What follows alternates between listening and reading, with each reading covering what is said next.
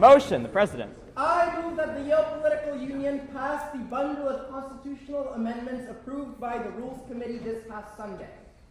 Second. Oh, hearing seconds and no objections, it is so moved. Wow, voice vote, guys. Is there perhaps a final announcement from the President? What announcement? The announcement.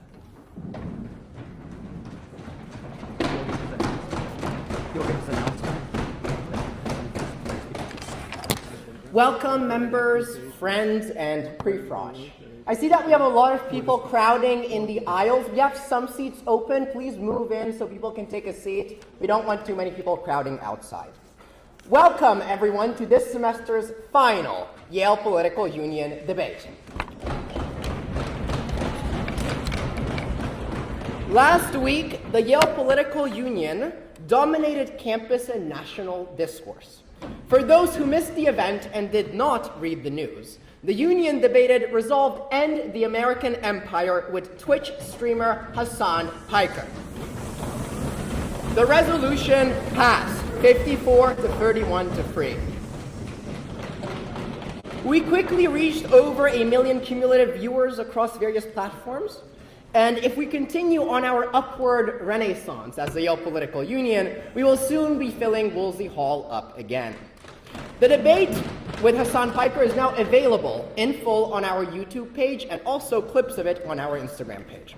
In that vein, I am very happy and in fact honored to announce some of the guests that the Yale Political Union will be hosting next semester. These guests include former U.S. Secretary of Transportation Pete Buttigieg, U.S. Senator from Connecticut Chris Murphy, conservative television host Laura Ingraham, founder and CEO of Pershing Square Capital Management Bill Ackman, former governor of New Jersey Chris Christie, linguist Adam Alexic, also known as the etymology nerd, and many others. I think that this is a truly spectacular list, put together by our Vice President, Mr. Parikh.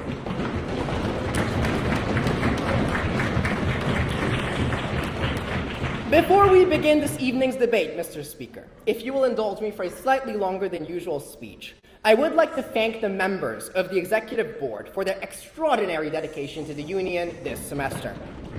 First, I would like to thank you, Mr. Speaker, Mr. Avi Rao, for those who do not know him, for his friendship, humor, and excellent docketing skills. He is truly one of the best speakers that I have seen during my time at Yale. My Vice President, Mr. Savan Parikh, for coordinating logistics with all of our guests, setting up next semester's guest list, and serving as the go-to person behind the scenes. Our treasurers, Mr. Roshan Dattal and Joe Giaconte, for their persistent efforts to secure funding for the Union, efforts that have resulted in a surplus of over $15,000 that we will pass on to next semester's leadership. Our floor leaders, Mr. Kaishan Kwekrop and Mr. Lofty John Anyamwu, for bringing energy and positivity to the Union and also entertaining all of us with their unique relationship. My Chief of Staff, Gil Altman, for leading the appointed officers and ensuring flawless setup and logistical coordination, even for some of our largest events. Jason Lampert, who redefined the role of secretary due to his love of bureaucracy and his technical expertise. My directors of development, Alessandra Papalardi and Stephen Morris, who's sitting in the back, for handling media correspondence, writing the term cards that you all were able to access. They're right outside, take a copy. And also for organizing social initiatives and contributing very valuable insights to the executive board. My social directors, Jin Chung and Ryan Hansali, for fostering a welcoming and vibrant culture within the Union through events such as the formal, mixers, service initiatives, and of course the e-board retreat. My publicists, Shem Hale, Bryce Falkoff, and Lino Lopez, for reinventing the Union's public and now national image through their work on Instagram, YouTube, and other platforms. My photographer, Signe Stoll, for mogging Hasan Piker capturing the Union at its best and documenting our events with remarkable energy and talent. We're almost at the end. My historian, Rishi Gurudevan, for highlighting the Union's over 90-year history and bringing our archives to life for the entire student body. The editors-in-chief of the Union Weekly, Chloe Alfonso and Deanna Harrison, whose appointment I am proud to say was my first action as president, for documenting our events and inspiring discussion off the floor. Last but not least, I would also like to recognize Quentin Jin, our teller, for maintaining the books in consistency and effort. Serving as your president has been the honor of my life. I firmly believe that our organization sets Yale apart from its peers and allows for much-needed, intellectually combative discourse that students cannot find anywhere else in the nation. As many of you are aware, union elections will take place this coming Monday, with inquisition scheduled for Sunday. Before the changing of the guard and for one last time as president, the Women's Caucus has once again asked me to read out an announcement, which is as follows.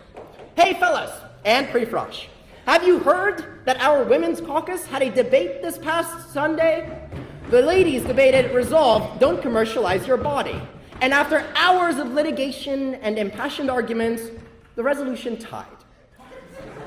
Despite what it seems, the caucus asserts that women can make up their minds and will decisively hold a final event next Tuesday, April 28th. Join your fellow ladies at 6 p.m. for an end-of-year sunset picnic. Those interested in the Women's Caucus, both current and prospective YPU members, can contact Alessandra Papalardi to be added to their communications list. It is now, after all of that, finally, my privilege to introduce our guest for this evening's debate. Ernesto Zedillo is the Friedrich Eismann, that's a 1974 director of the Program for the Study of Globalization at the Yale Jackson School of Global Affairs, and a professor in the field of international economics and politics.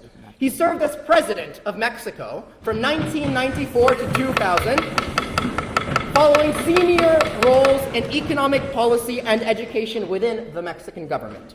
Since joining Yale in 2002, he has taught globalization and international economics, while contributing to numerous global commissions.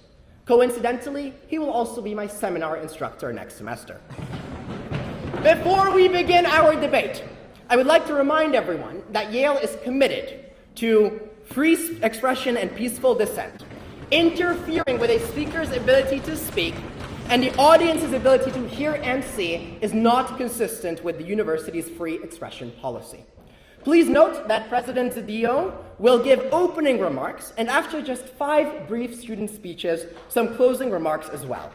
Out of respect, audience members are asked to stay for the entire duration of the event. Now, Mr. Speaker, noting the constitutional amendments that have just come into play, before I give my usual motion, let us enjoy one of Yale's finest traditions. Mr. Speaker, I move that we now observe a moment of silence for Charles I, blessed king and martyr. And put your hands in the air, please. Hearing seconds and objections, it will now come to a vote. All those in the affirmative of the motion, please raise your hands. All those against the motion, please raise your hands. Oh, it's too close. The motion fails. All right, well, I think it was a bit close, but nevertheless. Now with that, I move that the Yale Political Union debate resolved drug policy must be healthcare, not criminalization. Thank you. Hearing seconds and no objections, it is so moved. Is there perhaps a first docketed speech in the affirmative? For the speech. For the speech.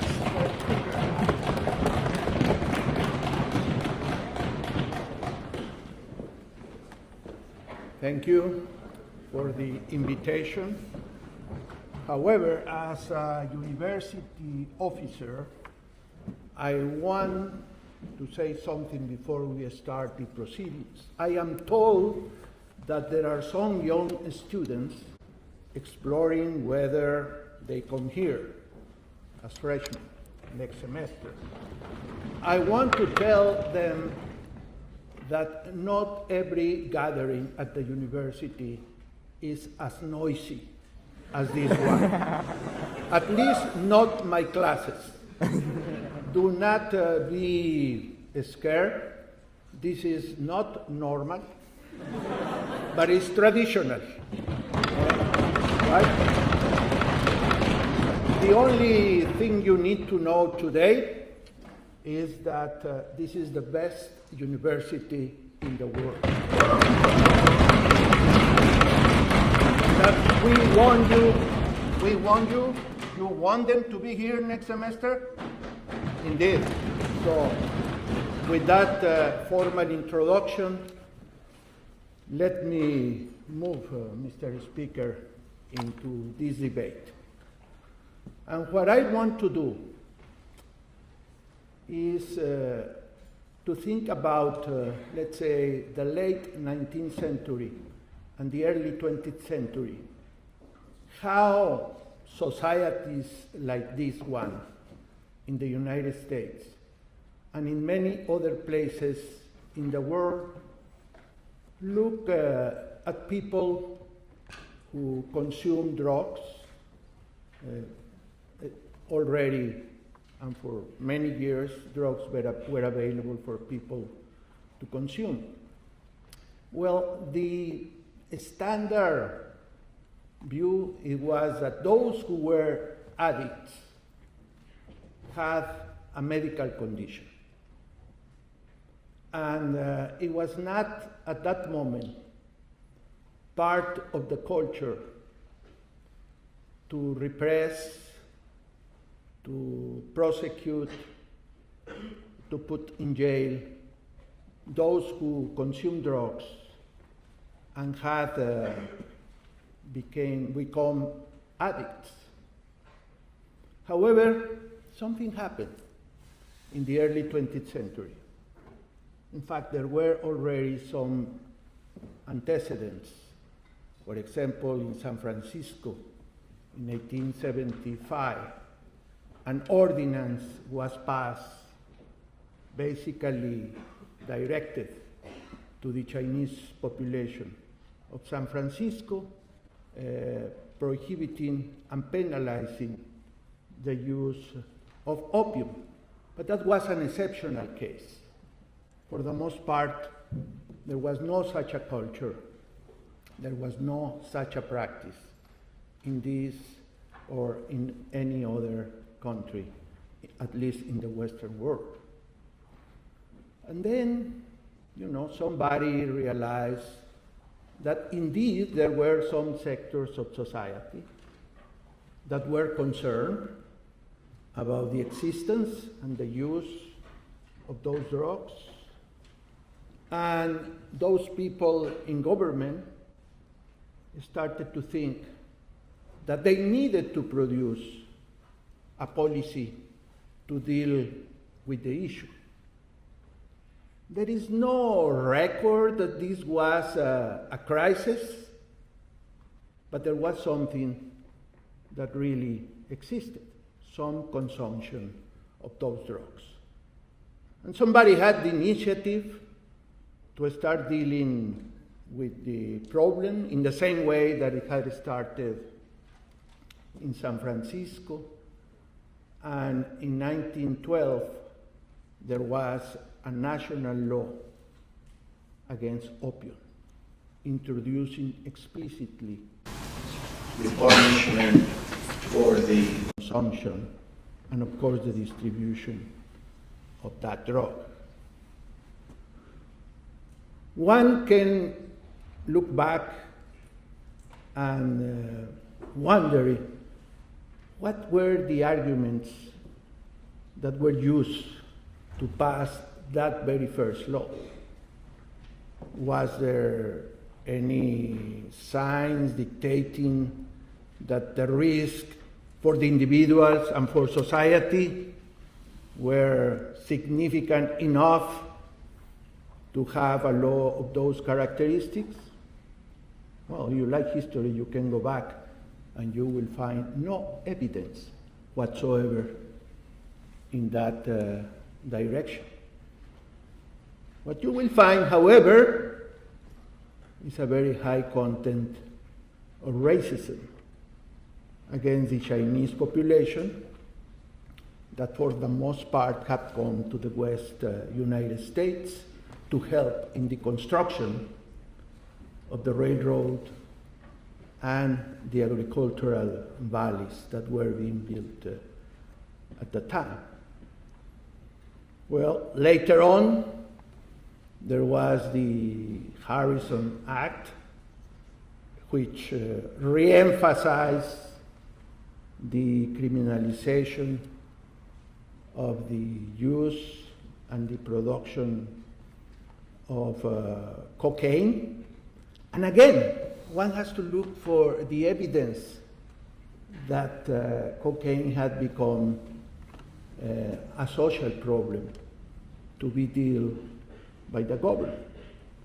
And what we find, unfortunately, again, is elements of racism in this time against the African American population that indeed there was, particularly in the south of the United States, some consumption among that population.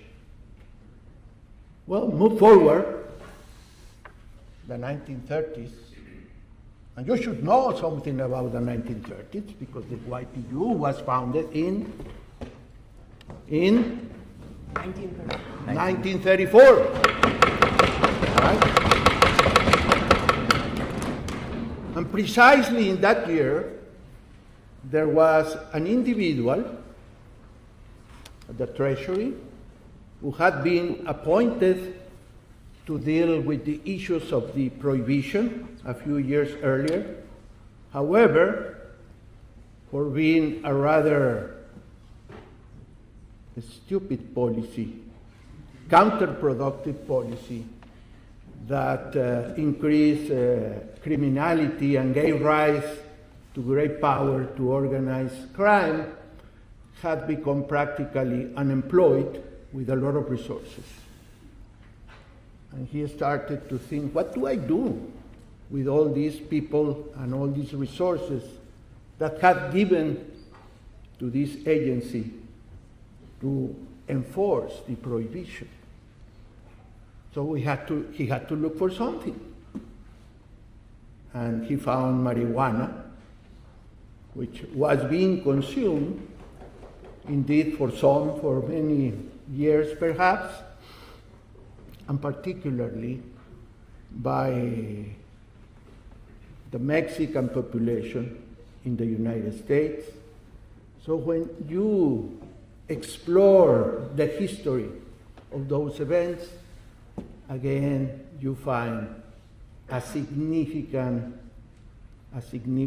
content of prejudice, racism, and hate against a sector of the population. And a Marijuana Tax Act was passed under the impulse of this individual, and of course with the support of a lot of politicians in 1937. So there you have a basic institutional infrastructure to get the idea that the production and the consumption of drugs had to be dealt with a paradigm of prohibition, with a paradigm of punishment, with a paradigm of criminalization. I think this intellectual history is very important. It's very important because what you want when you think about public policy, and I have some experience in that, you want to look first for knowledge, for history, for science, before you start designing a policy. However, in this case, if you look carefully, there is no such a thing as a scientific inquiry. In fact, what there was the elimination of good ideas based on knowledge, based on medical science, that simply were thrown out of the table, and instead the ideas of prejudice, of discrimination, dominated the thinking to establish those policies in the United States. And it was done not as a matter of simple legal and institutional construction. It was also done with no small dose of abuse of power and cruelty. I am very confident that if you study that history, you will find many cases that illustrate this point. However, there is one which is particularly revealing and paradigmatic. Somebody spoke about jazz before, right? Well, if you know about jazz, you know who Billie Holiday was, one of the greatest jazz singers in history. Well, she had the tragedy of having been a heroin addict, and she was targeted to show her as an example of a bad person that had to be watched, attacked, prosecuted, put in jail as she was, because she was a sick person, because addiction is a disease. And yet, she was, if you read about her life, just incredible. And you know who was the mastermind behind that awful experience? Again, the same gentleman, because he stayed in the same position for many years. And he picked personally Billie Holiday to give an example of how the institutions will work to deal with drugs and with addiction. But not only that, for a long time there had been doctors in this country who would look after people who were sick of addiction and will treat them, will protect them. And you know what happened? At some point, they also became the targets of investigations, prosecution, were put in jail, destroyed their careers, because they were helping sick people to deal with their disease. Well, unfortunately, all of this happens as doctors, scientists, and even lawyers were warning that this was not the right way to deal with the problem. And you can go back, there were several episodes, some of them more visible. For example, in the late 1950s, early 60s, there was incredibly lawyers and doctors got together, the American Medical Association and the American Bar Association, and they produced a report that they presented to President Kennedy. By then, they were already saying this is the wrong way to deal with the drug problem. And they provided the reasons. Well, unfortunately, things didn't change. In fact, they got much worse. President Nixon decided that this would be a great political issue in his favor and in favor of his party. And in fact, there is a chronicle of how he decides to formally go into the war on drugs in 1969, written by Ehrlichman, one of his famous Watergate involved assistants, where basically President Nixon would say, give me one topic where we can have high political profitability, and they would respond something and say, no, no, no, give me another. And finally said, no, what pays politically more is law and order. And he was right on that. I said, so how do I project that we are the law and order government? And by the way, there are some young people out there protesting against the war in Vietnam, and I know they like to smoke pot, some of them. And there are some groups of African Americans who are protesting against discrimination and segregation.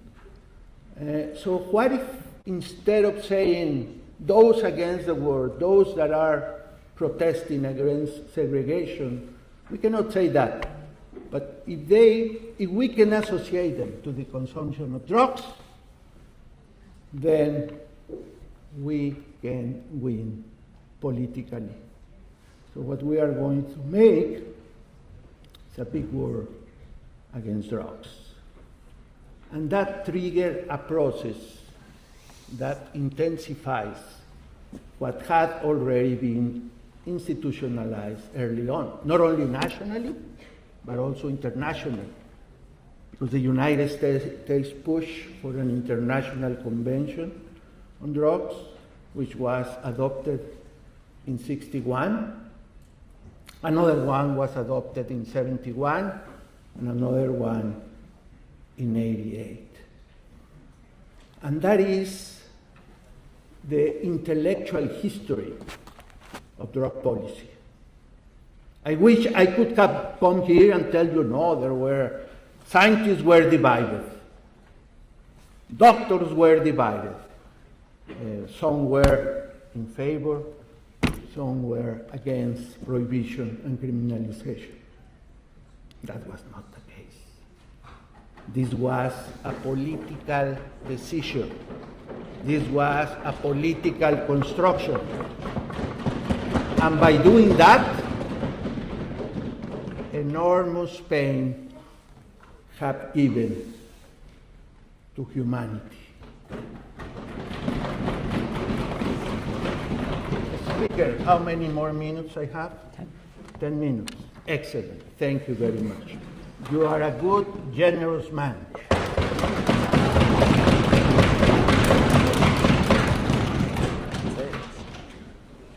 So, today,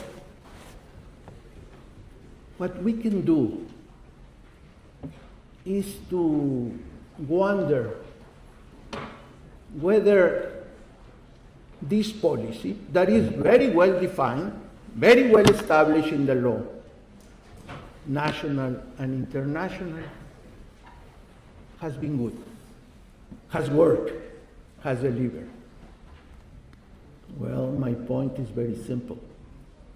The answer is no.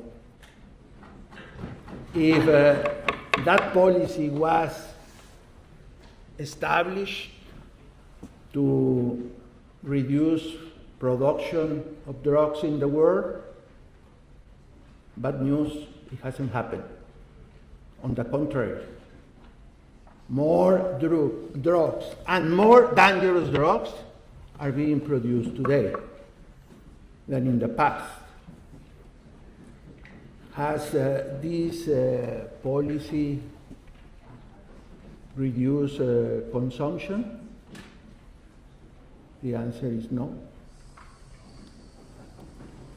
Nowadays, more than 300 million people in the world consume drugs. Almost 50 million people have a serious medical condition because of drugs. So what we can say is that on that, the policy has also failed. But that is not all that matters.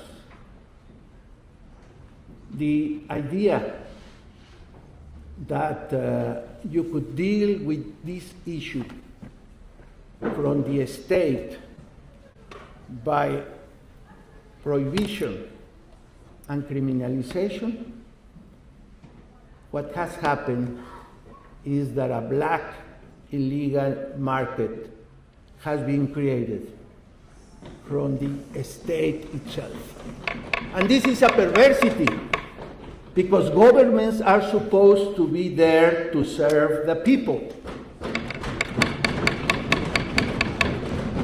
Governments are supposed to do things that are good for the people.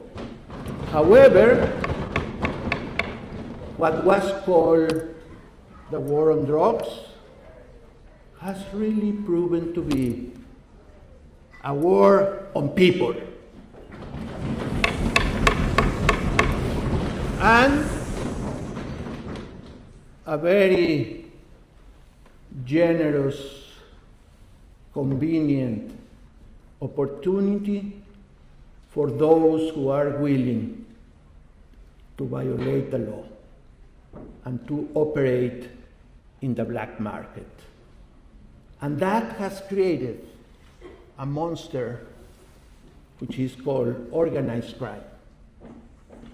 And that organized crime has undermined not only the health of societies, but also has given rise to unprecedented criminality and corruption. And if you don't believe that, well, I have very sad cases to report to you. First and foremost, the case of my country. Since 2006, more than 500,000 people in Mexico have been killed by the violence created by organized crime. This is more people than the people that have died in the Russian criminal invasion of Ukraine. Can you believe that? Of course, how many people have died in this country with the drug policies that exist? When the fentanyl crisis reached its peak 3 or so years ago, 100,000 people died just like that. The question is whether those people would have died with a different policy, with a different strategy to deal with the problem. And of course, you could ask my Colombian brothers and sisters, how much pain they have taken because of this drug policy. And the fact is that if you bring it to net present value, for example, this country has spent $1 trillion. That's the economic cost, direct economic cost of repression, of trying to enforce the laws. I'm not counting the human lives. I'm not counting the other secondary effects that this has brought to this country. And the question is, was this the only way to deal with the problem? And of course not, because we knew better. And now we know even better, because science, medical sciences, have evolved. We know medically what addiction is. We understand better why people try drugs. We know the dangers. And precisely because drugs can be dangerous is because the government should deal more intelligently with that issue. For all of this, and I could speak hours about this topic, ladies and gentlemen, a group of us, some of us former heads of government, people from all kinds of life, have come together in the Global Commission on Drug Policy and say enough is enough. The war on drugs has failed. We need to find a new way to deal with the problem, with the issue. And there should be a central principle. What is important is human health. No prohibition, no punishment, no repression. You deal with this problem with doctors, not with policemen. And you do it in a way in which you put human rights at the center of any design. Because that has been another cost of this policy. Immense, massive violations of human rights happen practically every day in the process of supposedly enforcing these laws that after more than a century have proven to be a failure. And that is why we advocate, first, to think about it, to invite people like you to have intellectual curiosity, to know the history of this politics. It so happens that one of the great historians of drug policy in the United States was a professor of this university, Professor David Musto. So if you don't believe me, go to Sterling Library and look for one of his various books. If you don't believe me, go to the statistics that show very clearly the failure of these policies. If you don't believe me, pay attention to cases like the Mexican, the Colombian, and frankly, the United States, that has the highest rate of incarceration in the world, by far. Interestingly, where minorities are overrepresented in that incarceration. And that, I think, reflects that still the old ideology, the old prejudices still prevail. So I hope, dear friends, I'm not asking you, in fact, to take a decision, to become advocates today.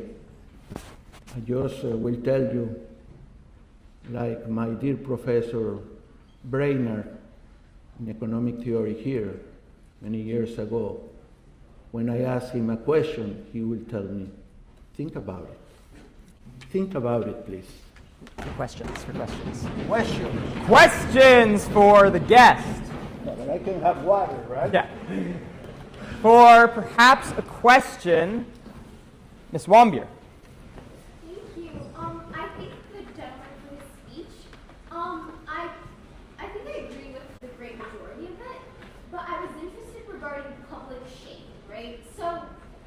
believe that like the criminalization of drugs causes this like element of social shaming that may or may not allow for like some people to be more against the use of drugs.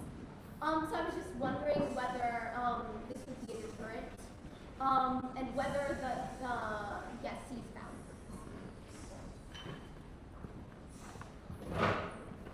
Well, it's a very good question. Because definitely, because of these events throughout history, the culture that indicates that the use of drugs, addiction, is not a medical condition, but it's a vice, is very well established. And people who use drugs suffer from an stigma. And there's a lot of hypocrisy, by the way, in society. Because sometimes people who use drugs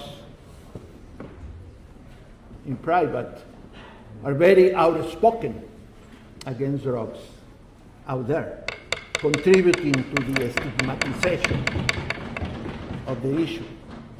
And that's why it's very important to deliberate, to study, to inquire, and think how we can change the culture and the attitudes from the attitude of condemnation, of prejudice, to an attitude of understanding the problem. Further questions for the guest? For perhaps a penultimate question, Mr. Adler.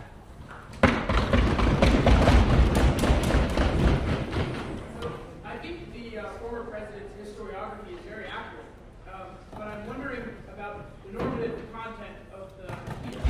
The what? The real question, sir, is what do we do when we see someone using drugs? Do we force them into rehabilitation, or do we just not arrest them? And what do we do on the supply side? Do we arrest and go after people who are producing drugs, or do we let them be because drugs aren't out for Okay, you have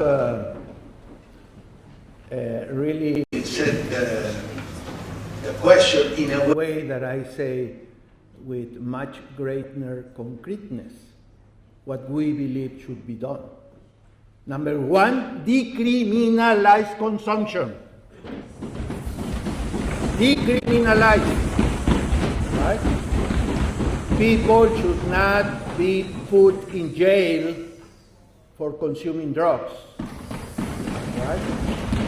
And number two, because drugs can be very dangerous.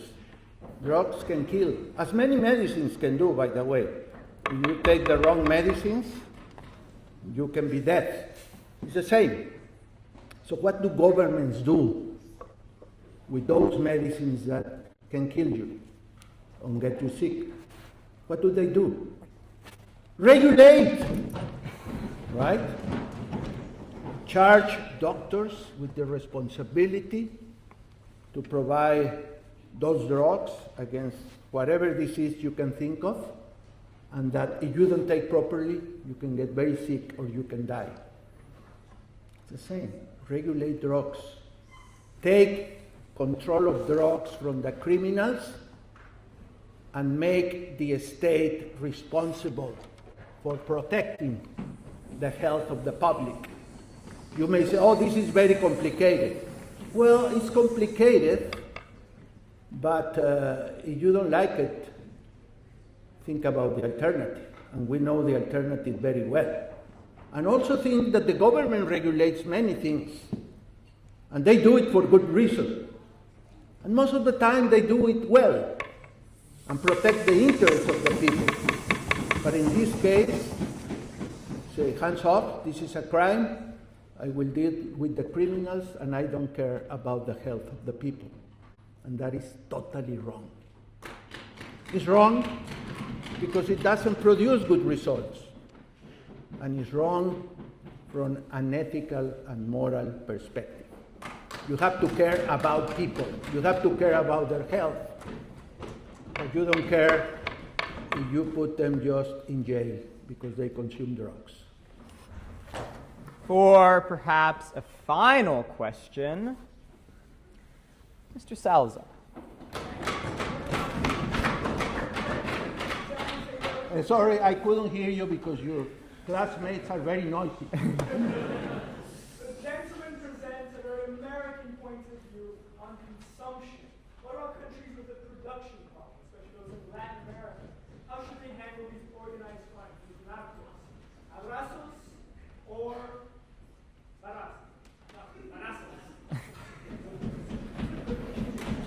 Well, that's a very stupid expression. First of all, if there is a law, you have to enforce the law. You don't embrace criminals, never, okay? That's a very bad signal. Now, sometimes you have bad laws that don't produce the expected results. So what do? You change the laws, right? And I don't think there is a difference whether you are a producing or a consuming or a producing and a consuming country. I think the prescription that we advocate is exactly the same, right? Decriminalize consumption and regulate intelligently the supply of drugs. And with that, the guest is thanked. Is there perhaps a first docketed speech in the negative? Are there perhaps closing remarks? Yes. Yes, sir.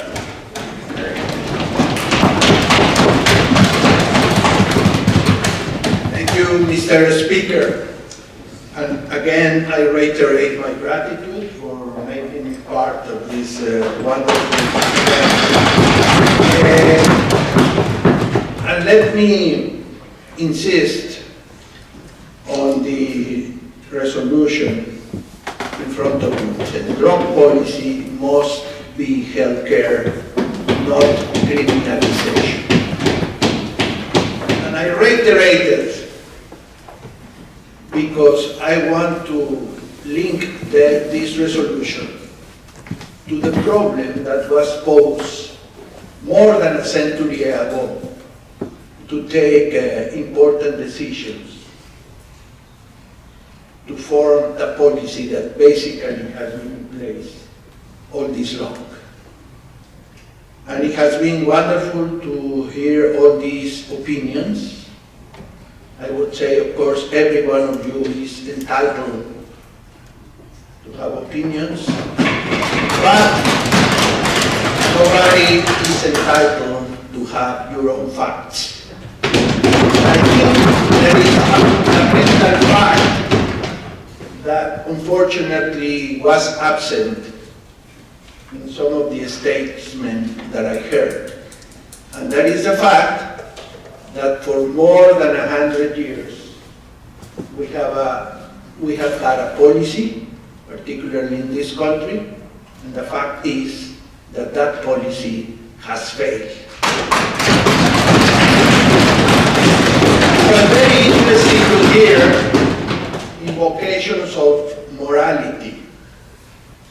However, I think right up front, I spoke about the lack of morality that those individuals who were in charge of designing this policy had. They didn't care about human rights. They didn't care about the health of the people.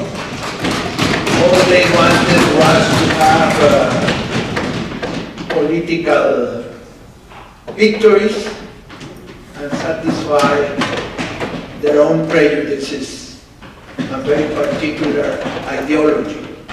But that's not important. What is important is to see the facts. The facts is that those policies have failed society. So they haven't reduced production of drugs, they haven't reduced consumption, and they have created enormous externalities in terms of crime, in terms of pain for millions and millions of people. So what I have done here is to start with the fact this policy is a failure. So where do we go from here? I think we go to the question that was raised more than a century ago. Some people were for the medicalization of the problem. Others were for punishment. The ones who were for punishment won. They did the policy. But now they failed, and they should recognize that they have failed. And therefore we should give an opportunity to help for the people. Now, it worried me that immediately in some of the arguments, the presentation of health as a libertarian position. No, we are not in favor of legalizing just as such. I say decriminalize consumption. Don't put people in jail because they consume drugs. But healthcare means first and foremost do prevention. Educate people. Tell them that drugs can be very bad for you. And drugs can make you an addictive. And once you are addicted to drugs, you face very difficult circumstances. But if people fall into that situation, don't punish them for being sick. Try to give them support, because those people are valuable for society in many ways. But if you just abandon them, then they will be a real problem for society. If we spend only a fraction of what is spent in repression, this country spends $50 billion a year. In the rest of the world, the same. Why don't we spend part of that in prevention? Why don't we spend that in deterrence? By doing that and regulating the provision of drugs, we take from the hands of criminals the black market. Because I insist, it is the government who has created black markets. It is the government who has created the most violent organized crime in the world. It is the government with these policies who has created the erosion of the rule of law, the creation of corruption in dimensions that were unheard in history. And I think the evidence is clear. So the question is, why do we continue on the same road? I think it's a mistake, and it's a mistake that must be created. And if we don't do it, we will continue to be immoral. Thank you.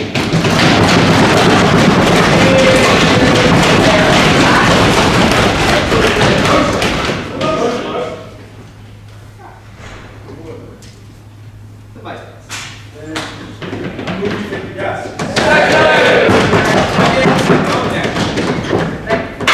Is there perhaps a appropriate motion? Motion.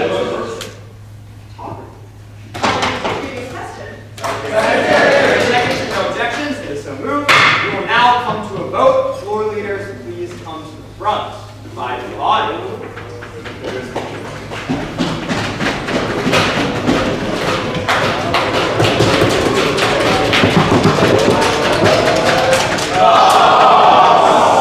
All those in the affirmative of the resolution, please raise your hands.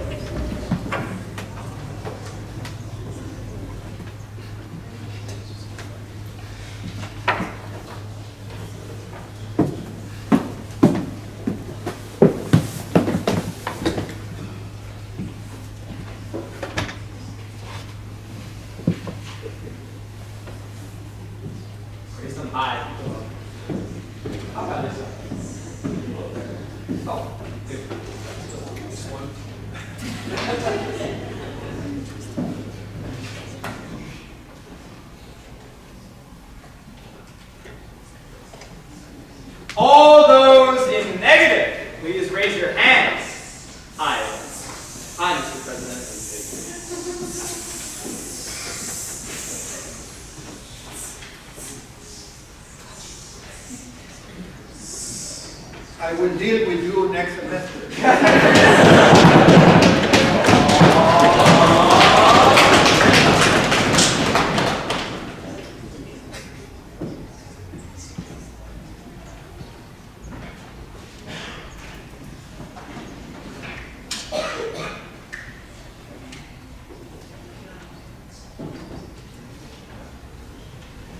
All those in abstaining.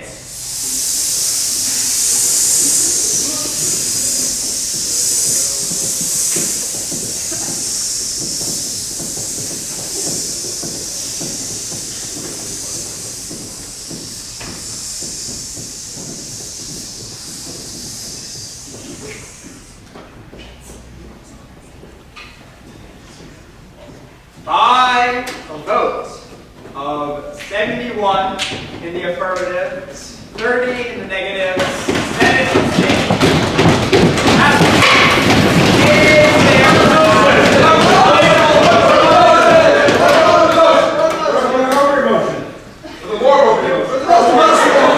I move that we thank Mr. Shapesi, Mr. Rao, Mr. Parikh, and the entire executive board for a fine term of service to the Yale Political Union.